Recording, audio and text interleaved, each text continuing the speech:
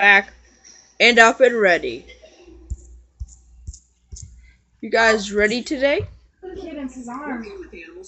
What's up, everyone? I'm here. I'm back. Everything. All you ready? Y'all ready, boy? The crew and I have visited many locations over the course of filming Breaking Trail. Is this real? And if you have ever wondered which location has been the most difficult so far, I would definitely have to say it was Alaska. This far northern state is considered to be the last true frontier. And trust me when I say, the environment posed incredible challenges. From the vast lakes, which we explored by kayak, to the rushing glacial melt streams that were nearly impossible to forge without getting soaked by icy cold water. Then there were the incredibly dense forests, filled with ancient trees and thick plants. This habitat provided the perfect hiding places for native wildlife. So climbed up on top of this stump here, searching the forest. Check out this vantage point. Wow, that is just trees as far as the eye can see. So what becomes the game plan when finding animals in the wild is next to impossible? It's simple. We work with ones that have been rescued or raised in captivity. Today we will be working at Steve Krochel's Wildlife Sanctuary, which is home to many different mammal species, including moose, weasels, and even a wolverine. In my opinion, mammals are the most difficult animals to work with because they very rarely want to be held. Getting them to sit still for the cameras is next to impossible. And while in the past I have worked with giant grizzly bears, ferocious badgers, and spring-loaded bobcats, nothing would challenge me and the crew more than an incredibly adorable baby red fox named Lupin. Now, one of the toughest things about working with a fox is that a fox wants to look around as much as possible. So right now we're inside of Lupin's enclosure. And you can see this looks completely natural. You can barely even tell that we're in her enclosed environment. And here she comes, Lupin. She's very excited to have us in. Come here, you. As soon as she starts to calm down, I have a good feeling that she'll probably come close for the cameras. But at the moment, we have to let her get acclimated to us being in here. There you are. Are you gonna come hang out with me? Right about now, I am sure you are wondering, what in the world are those noises Coyote is making? Well, they're fox calls with Steve talking. You see, Steve has the uncanny ability to speak with animals. Now, Steve, I hear you making this noise. I'm looking at a mixed language now. That's me. Yeah, mixed language. Go ahead, try it. Okay. Just go fast. There you go. Pretty good. And he said that if I could master the language of the fox, I would likely become one of the skulk, which is a group of foxes.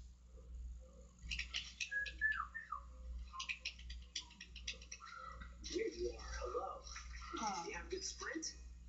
What do you think? How about you and I have a conversation about your Kiss me outside. How about that? things to say? My fox lingo was a bit off, so then we tried a fox toy. Just a simple duck wing tied to a stick. That's what you call fishing for a fox right there. Oh, you almost had it. I'm doing my best to keep her attention. Hi. Good afternoon. Knew it. Lupin was back to running laps around her enclosure. Okay, guys. Sorry about that. Come on back here. Kiss me outside. How about that? Next, we tried to get her up close to the cameras by pretending my hand was a mouse. What I'm gonna do right now is turn my Yeah, I know. hand into a mouse. I should put it down in this hole and bury it in the grass and make some mouse noises most of this around and see if I can get Lupin to come and pounce on me. You ready? Yeah, let's try this.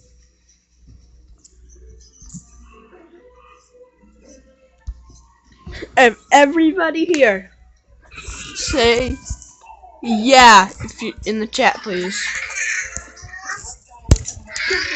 How about that? Apparently I can speak mouse. Haven't quite yet learned how to speak fox. We had some pretty good success at first, until she figured out that she couldn't eat my fingers. How cool is that? Every single time she thinks something's a mouse. And that's such a great hunting instinct for this baby animal to be able to learn that this This is how I catch mice. It's very, very difficult to hold onto this baby fox because she wants to run around in the enclosure. So one tactic I used with the ocelot was to take my sock off and get it in position with that.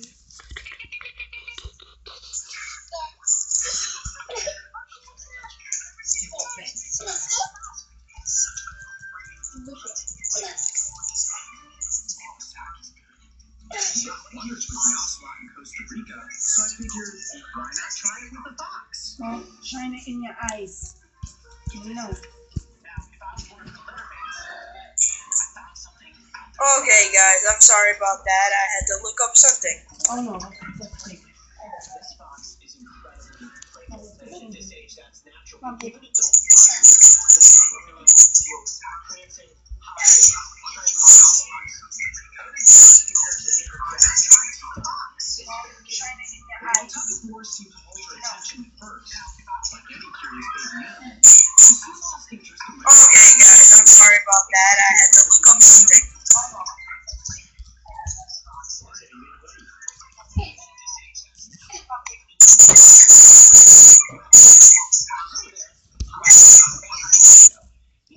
Come on, we need to change you. She's attracted to either shininess in the lens or Come. the microphone. Buddy! It's almost impossible to keep her in the spot. I'm gonna put my boot back on. Buddy, come on, you can come back in here in a minute. Actually following around with a GoPro camera. So I've got the GoPro set up on a gimbal, and let's see if we can track down the baby red fox.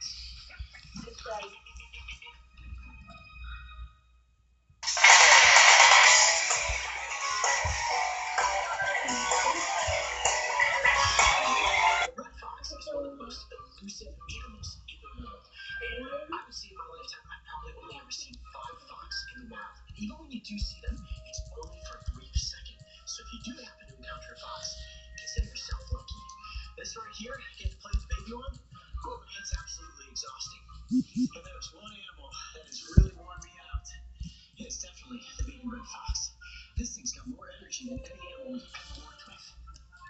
Okay, For nearly 15 minutes, we attempted to follow Lupin around her enclosure. And for a brief moment, she rolled over on her back for a belly rub.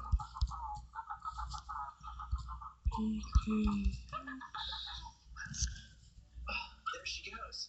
That's about the closest we've been all day. Pretty cool, palling around with a baby red fox. I'm Coyote Peterson. Be brave. Stay wild. We'll see you on the next adventure. Like I said in the beginning, filming with mammals is incredibly difficult. And after 2 hours of following this fox in circles, the crew and I called it a wrap. Getting to pal around with Lupin was one of my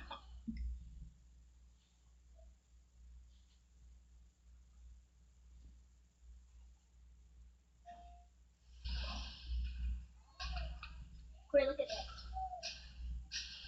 nice. Holy shit, that looks awesome.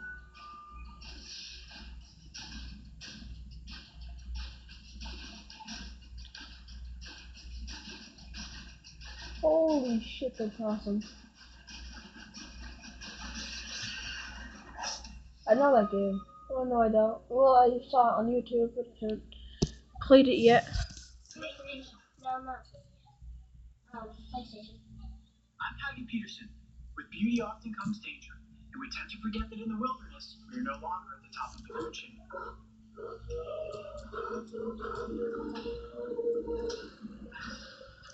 This dude's gonna play with Grizzly. He's dumb. He made himself get There's no wilderness greater than the backcountry of Montana, an epic expanse of untamed beauty that is home to some of North America's most incredible animals. Every year, thousands of adventurous hikers set off down rugged mountain trails, escaping the confines of everyday life and immersing themselves into the wild.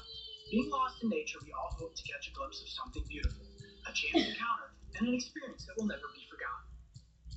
The scenario we just painted for you is a common instance that can happen when hiking out into the backcountry of Montana. What you're actually looking at here is Adam. Now, Adam was raised in captivity, and he's a bear that's used for educational purposes and as an ambassador for his species to teach you guys what to do and not do if you ever encounter one of these beautiful animals in the wild. So scenario number 1, and best case for you, is that you stumble upon a grizzly bear and it doesn't see you. Stop, stay quiet, back up slowly, and get yourself moving in another direction. Now, the second scenario you can find yourself in, you turn a corner, and all of a sudden, it's you and a grizzly bear. You see the bear, and the bear sees you. Now, this is the most dangerous situation that you can be in. Grizzlies don't typically want anything to do with humans. What you want to do is make yourself look as big as possible.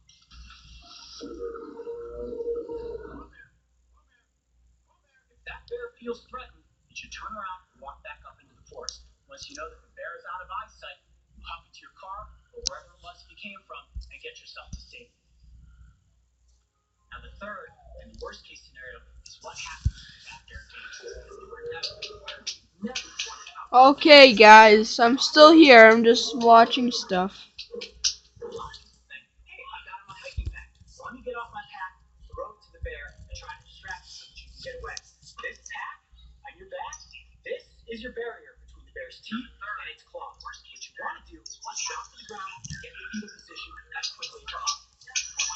Okay. Tuck in, press your arms against your legs, and most importantly, get your hands behind your neck. Now, grizzly bears don't typically eat people. What they see us as is a threat to their territory. As soon as that bear feels that the threat is eliminated, he will probably just disappear back over the wild. Now, it might take a couple bites, it might take a couple swipes. Using this tactic increases your chances of survival by about 90%. Wow, look at that set of teeth. I just gave you 3 great tactics for surviving the bear encounter. But there's one other thing you can say to don't ever head off into the backcountry without it. When you have a bear encounter, you've got time to get this off your hip and spray it. These bears have incredibly sensitive noses. There's a good chance that bear's going to head off in the other direction, and you're going to escape the encounter unscathed. That was intense. You just told us all things if we get attacked by bears. Not to if you ever encounter one of these beautiful animals in the wild. So scenario number 1, the best case for you, is you stumble upon a grizzly bear and it doesn't see you. Stop, stay quiet, back up slowly, and get yourself moving in another direction. Now, the second scenario you can find yourself in, you turn a corner and all of a sudden it's you and a grizzly bear. You see the bear and the bear sees you. Now, this is the most dangerous situation that you can be in. Grizzlies don't typically want anything to do with humans. What you want to do is make yourself look as big as possible.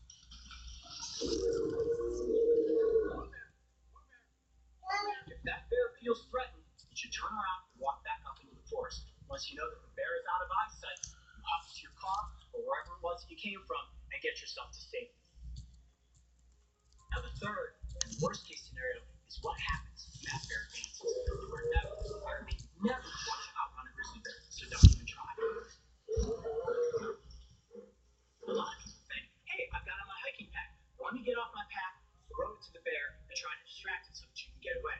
This pack on your back, this is your barrier between the bear's teeth and its claws. What you want to do is drop to the ground and get in the fetal position as quickly as possible. Now, get down here like this. Tuck in, press your arms against your legs, and most importantly, get your hands behind your neck. Now, grizzly bears don't typically eat people. What they see us as is a threat to their territory. As soon as that bear feels that the threat is eliminated, it will probably just disappear back over the wild. Now, you might take a couple bites, you might take a couple swipes. Using this tactic increases your chances of survival by about 90%. Wow. Most better. Look at that set of teeth. I just gave you 3 great tactics for surviving a bear encounter. But there is one other thing that could save your life. Bear spray.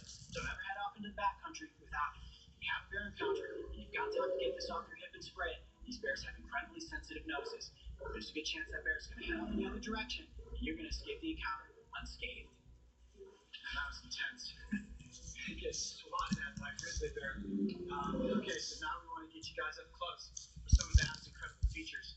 Grizzlies are opportunistic omnivores, meaning that they'll eat anything that they come across, grasses like you see them chopping on here, all the way up to their moose. Bears use their noses to follow their prey. They can find dead animals, they can find berries, they can find just about anything. And oftentimes what grizzlies will do is follow a wolf pack to where they have killed a moose or a caribou, not to be able to scare those wolves away, and then they've got their meal. That's the opportunistic that I'm talking about. All he needs to use is his size and mass to drive anything off the kill. One feature about this bear is incredibly impressive is those front claws. Absolutely enormous. And at the ends are 5 massive claws that average about 3.5 pieces. A single swipe of that paw can take down a deer. One thing beyond those claws that's impressive are those teeth. A bite force of a grizzly bear has about 1,100 pounds per square inch. That's enough to crush a polar bear. You don't want to be within the grasp of a grizzly bear. Grizzlies also have incredible hearing, and that's why you don't often see bears in the wild, because they can hear you coming from miles away. Now, the grizzly is the largest brown bear species that we have here in the United States.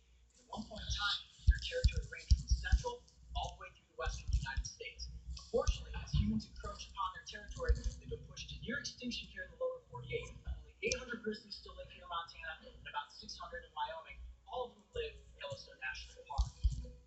Completely awe-inspiring to be in the presence of a bear the size of Adam. The scenario that I showed you guys today is something that hopefully you never find yourselves in, but I hope that you learn a little something in case you ever find yourself in that worst case scenario. I'm Tyler Peterson.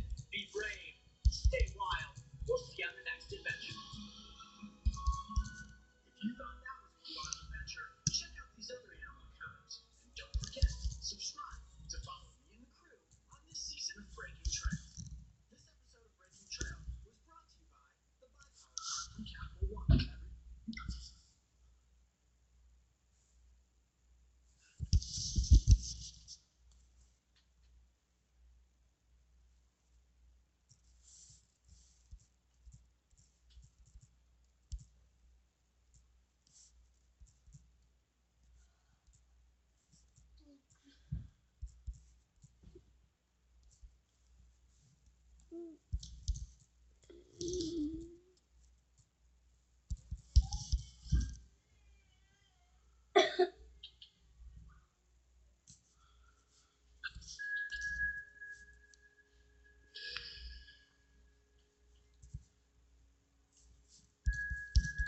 As children, we are told to follow our dreams, to work hard, and never give up until they come true.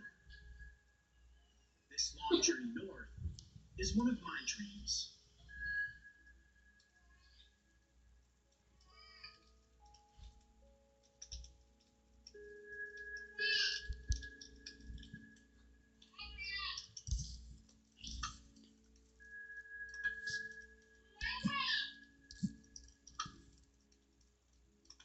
Lost in the shadows of the Alaskan wilderness, I step into the tree line to take in the smell of the forest. This is Wolverine country, and finally, I am here.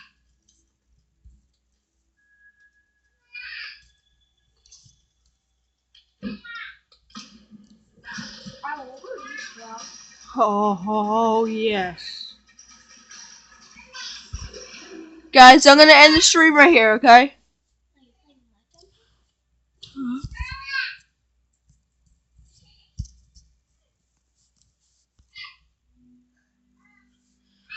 Daniel, I'm gonna end the stream right here. Everybody, I'm ending the stream right now.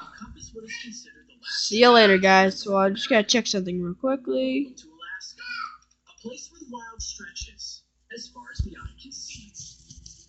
Staking claim is the largest and most sparsely populated U.S. Yeah, I know he's even on the stream right now, so it doesn't matter. 63,000 square miles of land. Daniel, I'm gonna end the